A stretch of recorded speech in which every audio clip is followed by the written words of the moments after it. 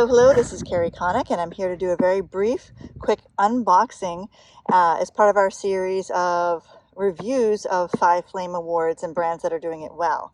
This is Blue Nile, and there's nothing about this box that would let you know it's Blue Nile, and that's by design. They sell very high-end diamonds, jewelry, wedding bands, etc., and then they ship to you.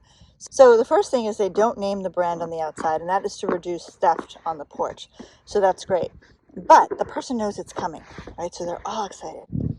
And we talk about positive anticipation and not breaking that excitement when they get the package. So let's go ahead and take a look. So the minute you get inside the brand experience.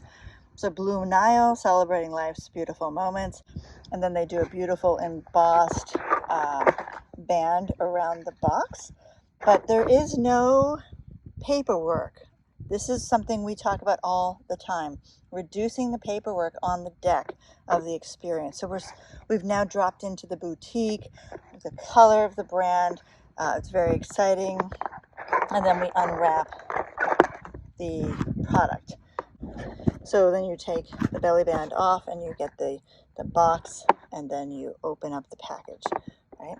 This is my husband's wedding band. Under the deck, this is the important part, guys, is where the folio is. You've heard me talk about the folio in luxury brands. Right, this is a folio, very much like a hotel, where they put all the paperwork inside the folio.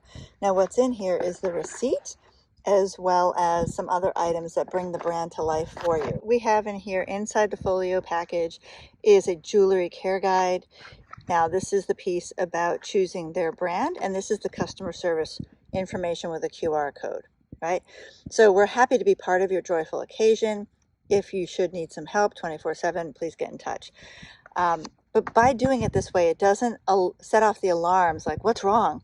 You know, when you open a package, right on top is the receipt and then how to do a return or an exchange. So what that does to the positive expectation is it kills it. It just like kills the buzz. It's like, oh no, what's wrong with it? And then we inspect it from a place of fear as opposed to a brilliant unboxing experience. Right, okay, and so then there's some insurance information and then the receipt as well. So all of this is stored inside the folio, as it should be. So go ahead, ask yourself, where in your experience can you employ some of these? All right, thanks.